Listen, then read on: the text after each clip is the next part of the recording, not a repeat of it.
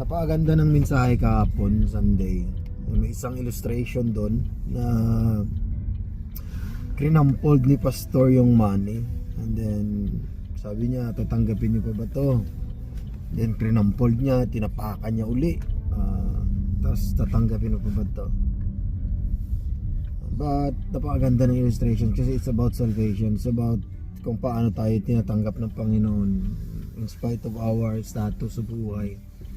Kung ano man kaano ka makasalanan, ano yung kahirap, kayaman, wala, hindi siya ng status. Kasi yung pera na kinampold ni pastor, kahit nakampold yun, kahit na madumi yun, the value won't change.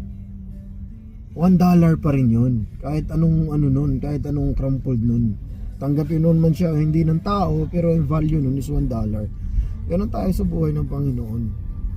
Kahit gaano tayo kamakasalanan, kahit gaano tayo kahirap, kayaman, whatever our status is in life, ang tingin sa atin ng Panginoon ay anak niya, na ang gusto niya ang lahat ay may ligtas at mapunta at mapatungo sa paghingi ng kapatawaran sa kanya. Kasi ang kanyang kamatayan sa krus ay yun ang will na lahat ng mga tao ay may ligtas, humingi ng kapatawaran sa Panginoon. Kaya whatever your status is, crumpled ka man, tuwid ka man, maano man, yung value mo ay isa.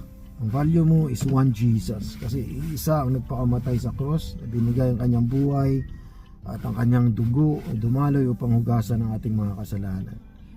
So, huwag tayong mag-self-pity na sabihin natin na I am worthless, hindi ako worthy sa harapan ng Panginoon. No. Panginoon nga, ginawa kanyang worthy. Yung buhay niya ay kanyang sinakripisyo para sa'yo, para magkaroon ka ng righteousness sa harapan ng Ama. Di ba, me? Amen? Amen. So, God bless everyone.